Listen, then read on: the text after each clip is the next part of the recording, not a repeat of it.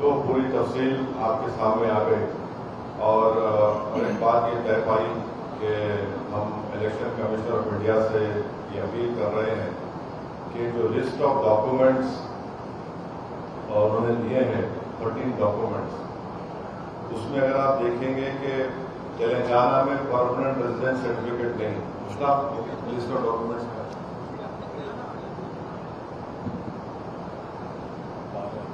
12।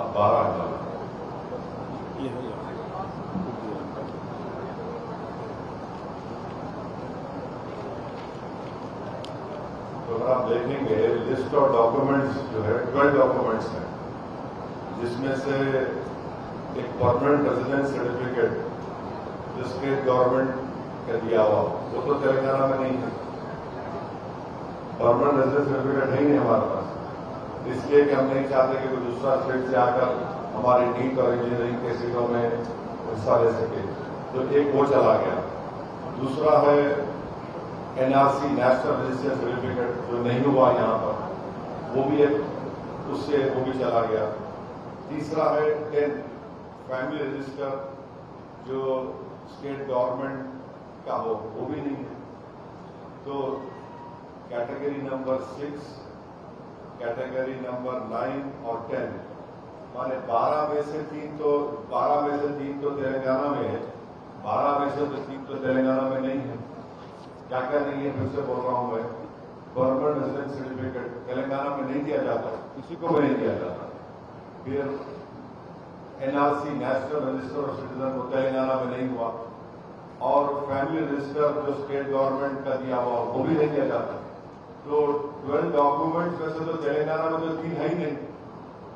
तो इससे एक वोटर के लिए बहुत बड़ी परेशानी का बायस बनने वाला। हम इलेक्शन कमीशन ऑफ इंडिया से ये रिक्वेस्ट कर रहे हैं कि आप सेंट्रल गवर्नमेंट का पैन कार्ड है, सेंट्रल गवर्नमेंट इशू करती है पैन कार्ड, तो आप वो पैन कार्ड को एक्सेप्ट करिए। State government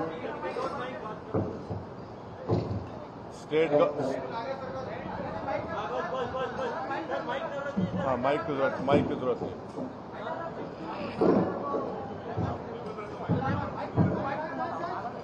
हटियो। PAN card central government issue करती है, उसको एक्सेप्ट करिए। State government white ration card देती है, सिक्योरिटी कार्ड। माइक दे दो।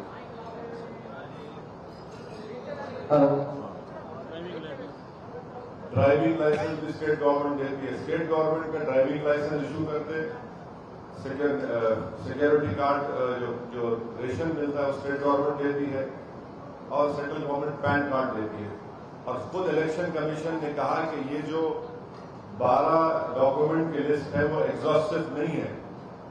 तो जरूरी है कि इलेक्शन कमीशन ऑफ इंडिया, हम जो बात कह रहे हैं पैन कार्ड और ड्राइविंग लाइसेंस जो स्टेट गवर्नमेंट देती है, और फूड सिक्योरिटी कार्ड जो स्टेट गवर्नमेंट देती है, उसको एक्सेप्ट करें।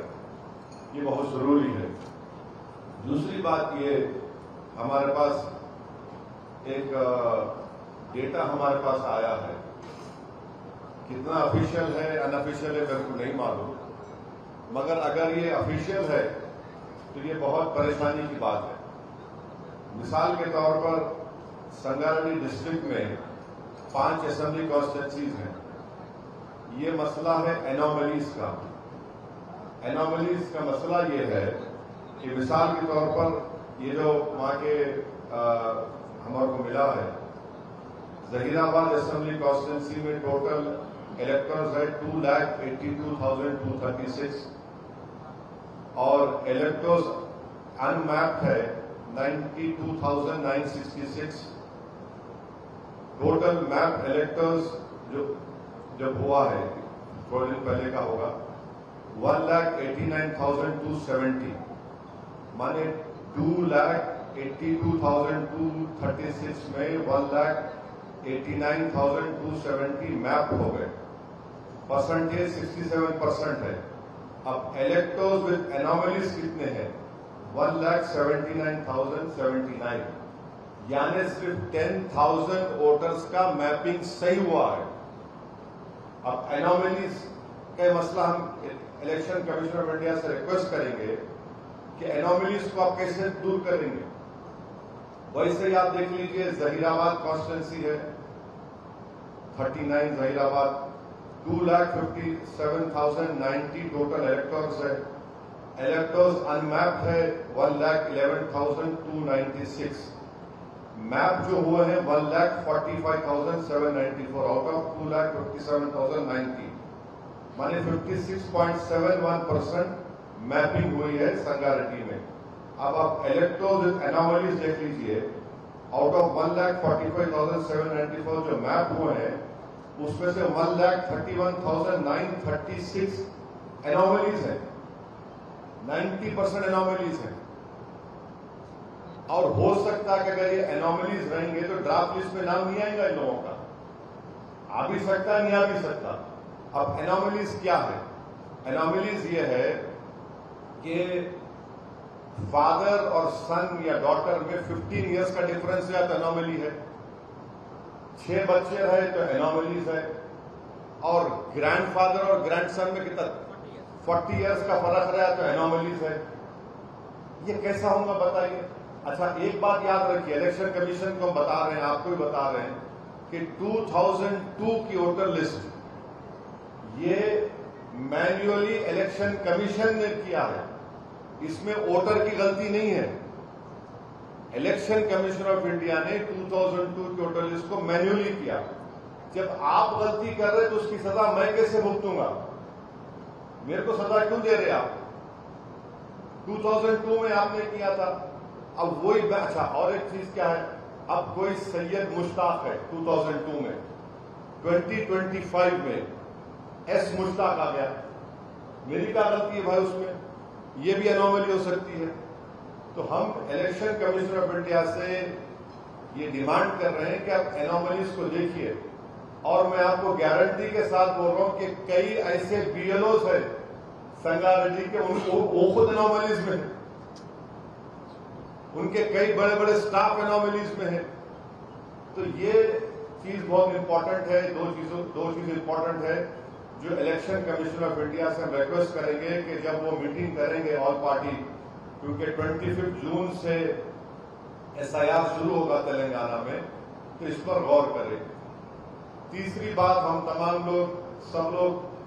तमाम लोगों से अपील करें कि जब बीएलओ आपके पास आएगा, आपको फॉर्म देगा। पहले क्या था बिहार में, और जहां कहीं भी एसआईआर हुआ, एक प्री प्रिंटेड फॉर्म दिया गया था।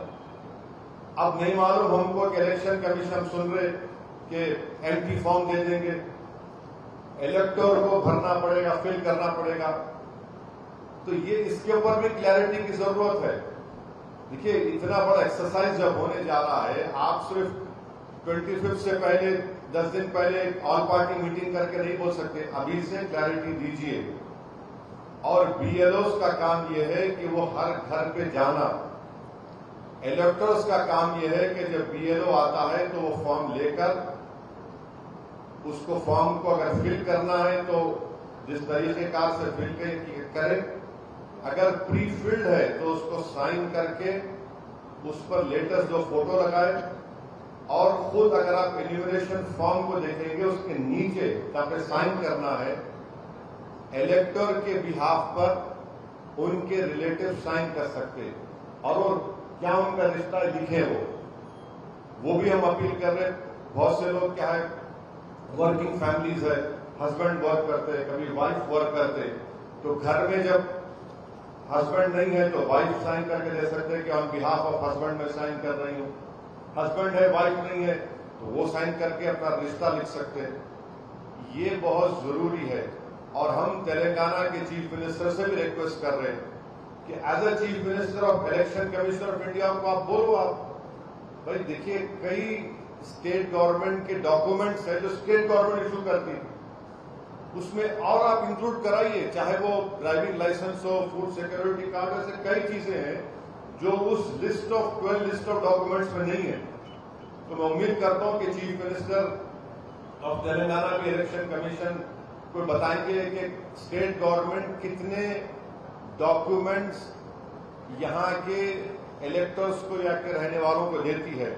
क्योंकि इलेक्शन कमीशन ऑफ इंडिया को नहीं मालूम कि तेलंगाना में परमानेंट जो आप लिस्ट ऑफ डॉक्यूमेंट्स देखेंगे 6 नंबर पर है, permanent residence certificate Telangana government नहीं देती। दूसरा, एनआरसी यहाँ पे नहीं हुआ है और फैमिली रजिस्टर भी नहीं है यहाँ पर, तो ऑलरेडी हम 3 डॉक्यूमेंट से महरूम हो चुके हैं। तो इसलिए जरूरी है कि state government chief secretary of Telangana और chief minister of Telangana election commission of India को बताए कि ये लिस्ट ऑफ डॉक्यूमेंट्स है जो तेलंगाना की सरकार यहाँ के रहने वालों को, तेलंगाना में बसने वालों को देती है। हम इसीलिए सबसे अपील कर रहे हैं कि आप फॉर्म जब लेंगे इलेक्टर, उसको बीएलओ को वापस करना चाहिए साइन करके, फोटो लगाकर, क्योंकि अगर आप वापस नहीं देंगे डॉक्यूमेंट्स रहने के बावजूद भी तो मुश्किल होगा। और जिसका नाम 2002 के वोटर लिस्ट में नहीं है, जिनकी पैदाइश जुलाई 1987 से पहले हुई है, वो वोटर सिर्फ अपना एक डॉक्यूमेंट देना चाहिए। जिसकी पैदाइश जून 87 से दिसंबर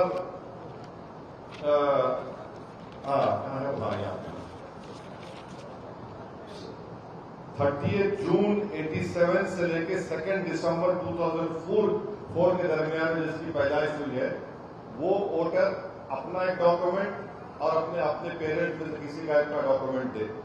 और कैटेगरी सी जो है, जो 2 दिसंबर 2004 है उसके बाद पैदा हुए, वो वोटर अपना डॉक्यूमेंट, एक मदर का, एक फादर का डॉक्यूमेंट उनको देना पड़ेगा। और जिसका शिफ्टिंग हुआ है वो फॉर्म 8 उनको देना पड़ेगा। जिसका नाम इंक्लूड करना है वो फॉर्म 6 है। तो ये पूरी बातें हमने डिस्कस किए और कम्युनिटी के तमाम जिम्मेदारान यहाँ पर थे और पूरी हमारी कोशिश होगी कि जेन्युइन वोटर्स का नाम एसआईआर में आए। और इसके लिए पूरे तेलंगाना में एक कैंपेन ये तमाम हमारे ऑर्गेनाइजेशन अपने अपने तरीके से चलाएंगे और कोशिश यही करेंगे कि किसी का नाम मिस ना हो, क्योंकि हम ये बताना चाह रहे हैं खास तौर से मुस्लिम माइनॉरिटीज को, दलित्स को, गरीबों को, कि एसआईआर में अगर आपका नाम नहीं आएगा तो बंगाल की बीजेपी की सरकार ने, खुद चीफ मिनिस्टर ने ऐलान कर दिया कि उनको रेशन नहीं मिलेगा, उनको पेंशन नहीं मिलेगा।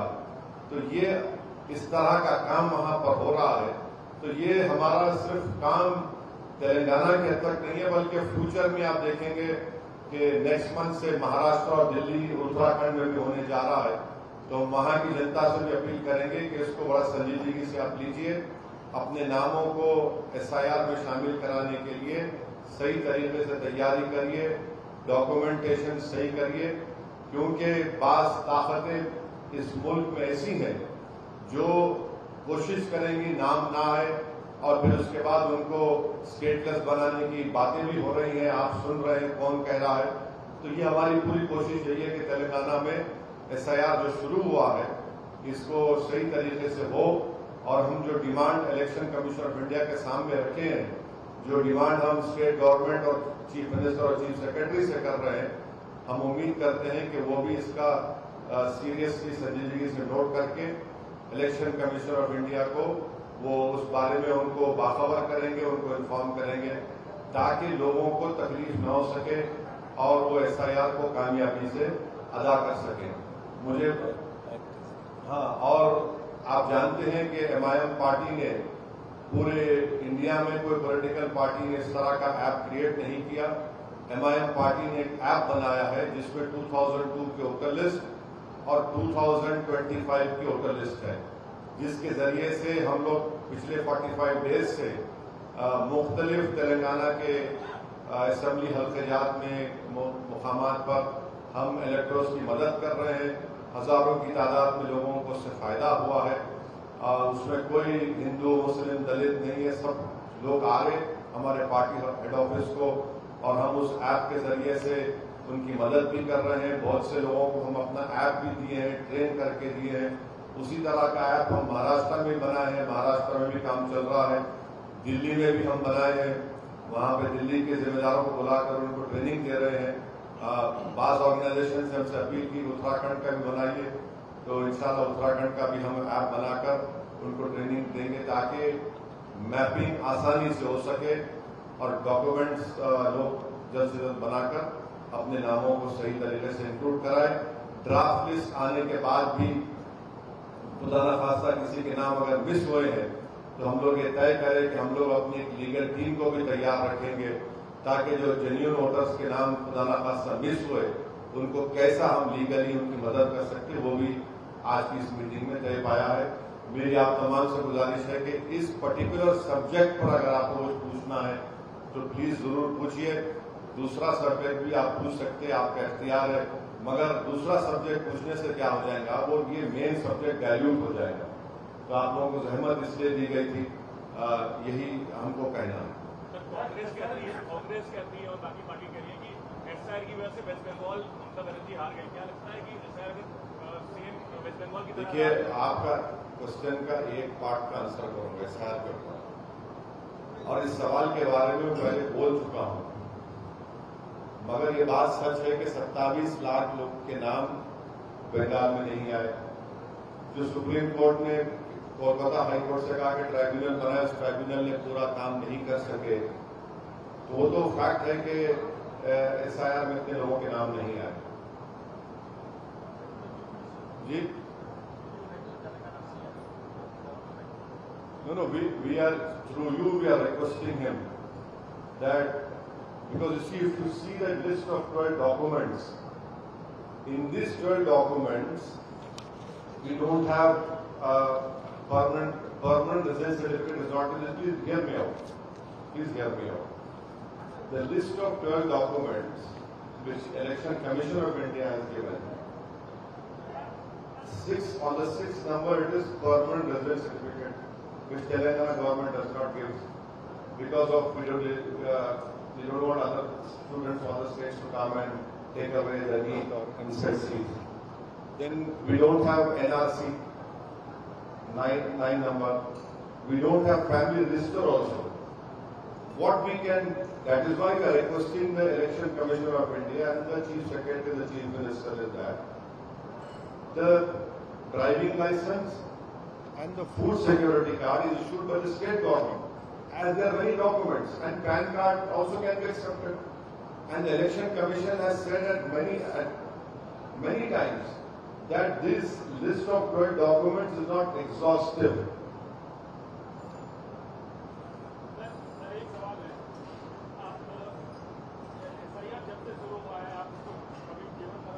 कभी जीवन मरण का सवाल, जीने और मरने का सवाल, हाँ, कभी एक विशेष कम्युनिटी के वोट काटे जाने की बात करते हैं, तो क्या डराना जरूरी है कि इससे ज्यादा बेहतर नहीं है कि आप आवाम को ये कहें कि आप अपने दस्तावेज तैयार करें, प्रक्रिया में बढ़ चढ़ के हिस्सा लें?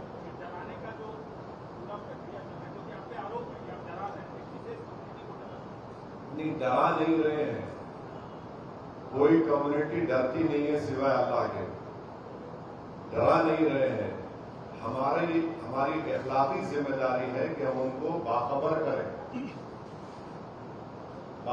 करें ताकि वो इसकी अच्छी तैयारी कर सके।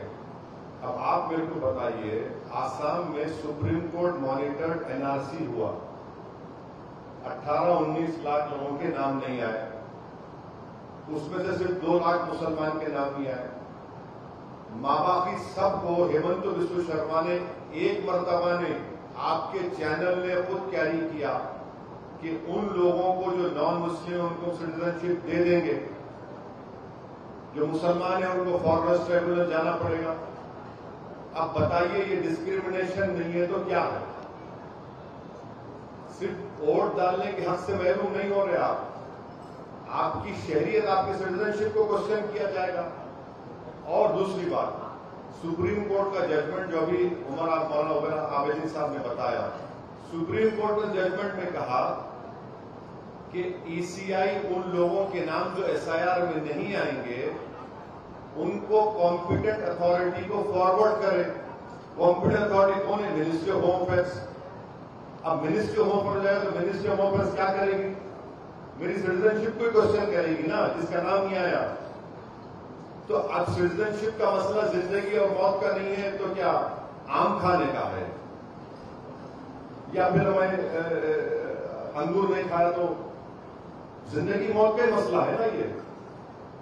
और एक बात, तीसरी बात याद रखिए, अब तक जितना एफआईआर हुआ है 6.5 करोड़ लोगों के नाम नहीं आए, बड़ा नंबर है ये। तो इसीलिए हम कह रहे हैं कि आप इस एक्सरसाइज में हिस्सा लीजिए।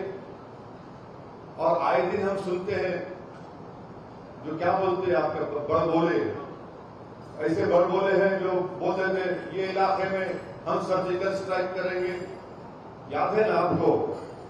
ये और बात है कि उन पे सर्जिकल स्ट्राइक हो गया।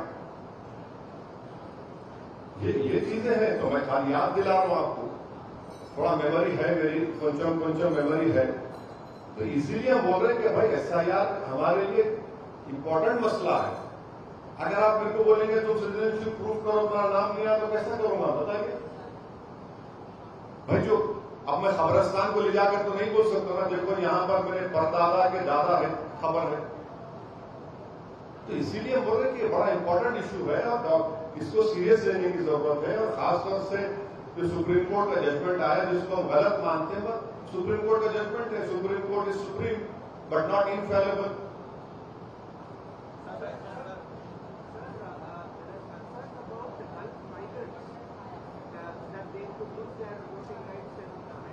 No. See, if you are staying in Hyderabad, you should include your name and you can give a Form 8, or you can give a Form 7, delete karna. Give a Form 7, delete that other name and include your name here. Simple as that. हाँ?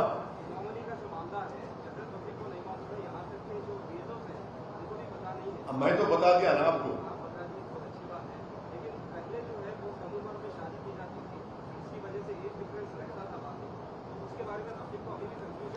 Age difference क्या है?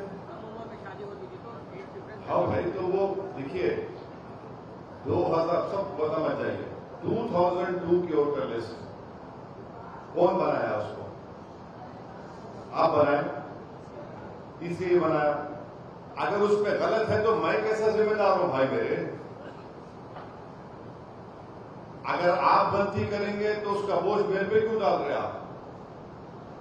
मैं तो नहीं बनाया ना उसको। आप जो बात कर रहे, जो बच्चों की शादियां हुई गांव से यहां पे, ठीक है, उनका फॉर्मेट डाल के चेंज करा सकते, कोई बात नहीं है।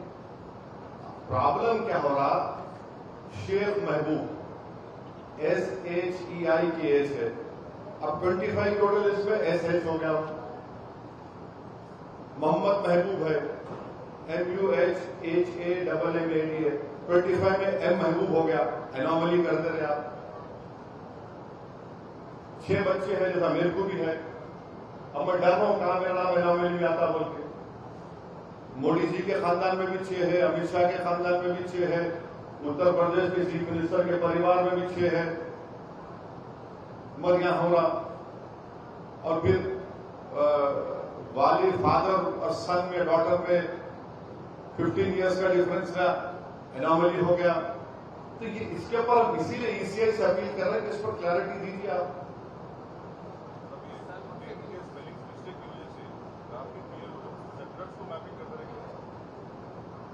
देखिए, जो 2002 की वोटर लिस्ट में है उसी को लिखिए आप। और अगर बीएलओ से गलती कर रहे हैं तो हमको उनको चेक करना पड़ेगा। आप आइए, अगर आपकी मैपिंग रॉन्ग हुई है तो आप हमारे ऑफिस को आइए। हमारे पास 2002 की voter list progeny mapping wrong हो रही है, आप बोल रहे हैं, हमको ही बताया गया।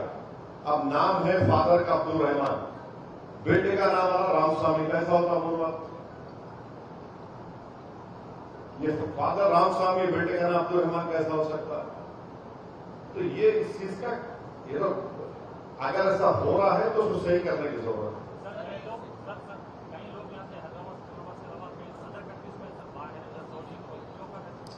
अब वो इसे देखिए, आप एन्यूमरेशन फॉर्म आप पढ़िए, उसके लास्ट में लिखा हुआ है हस्बैंड नहीं है तो वाइफ साइन कर सकती हस्बैंड के नाम पे, वाइफ नहीं है, हस्बैंड साइन कर सकते हैं, आप करिए, उसका इश्यू क्या है?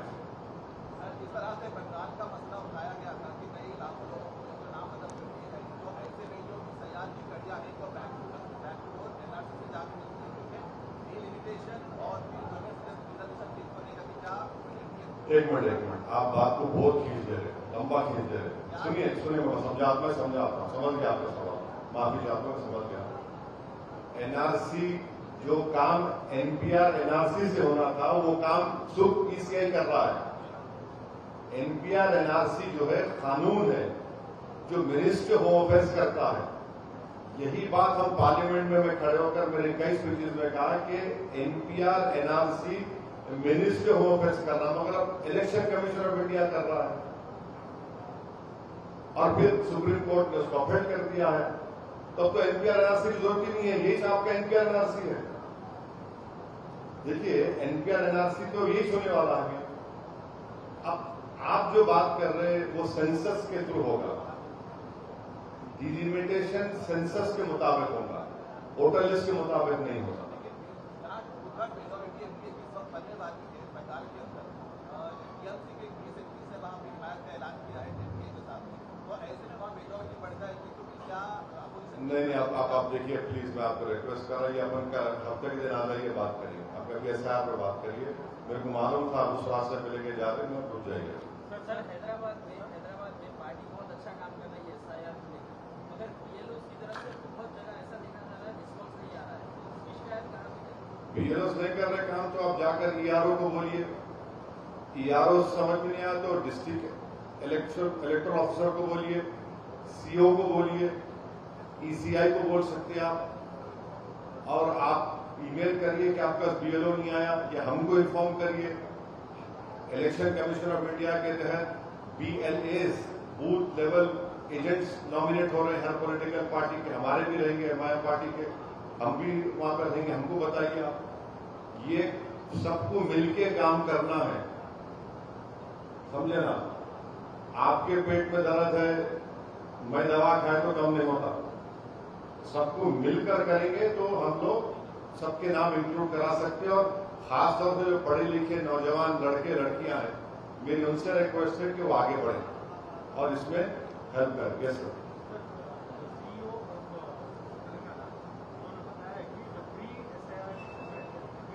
Pre SIR campaign has revealed anomalies in respect of more than 88 lakh voters. वो बोल रहे हैं कि we can correct maybe up to 80 lakh voters, अब 80% anomaly, बाकी के जो 20% है ना, उसके बारे में क्या है तो it is up to the legal framework to take care. अब अगर 88 लाख एनोमलीज वोटर्स का एनोमलीज बोल रहे हैं, जिसमें से सीओ ने आपको ये कहा कि 80% of 88 lakh would be let us 62 lakhs would be included, remaining 20 lakhs का क्या होगा? अब सीओ साहब को जैसा बोले तो election commission of India should immediately take note of it. अगर concern chief executive officer of Telangana on record has told you that 88 lakh voters will be anomalies and they can correct 80% of that. The remaining 20% they'll have to take the legal recourse. Then it is up to the election commissioner. That is why मैं पहले ये बोला कि भाई 2002 की voter 2002 voter list is not created by me. How can you penalize someone for having 6 children? There is no law which says that you should only have 6 children or less so that your name will be included in SIR. There is no rule as such, no law as such. You cannot do this by denying someone that his name should not be included. और 15 साल का फर्क रहेगा between son and father. It might be a mistake done by the ECI in 2002. How can you call it anomaly? That is why we request the election of Commission of India to please look into it and to rectify it.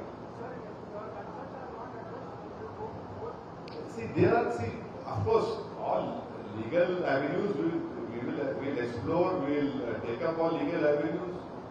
As a citizen of India, I have the right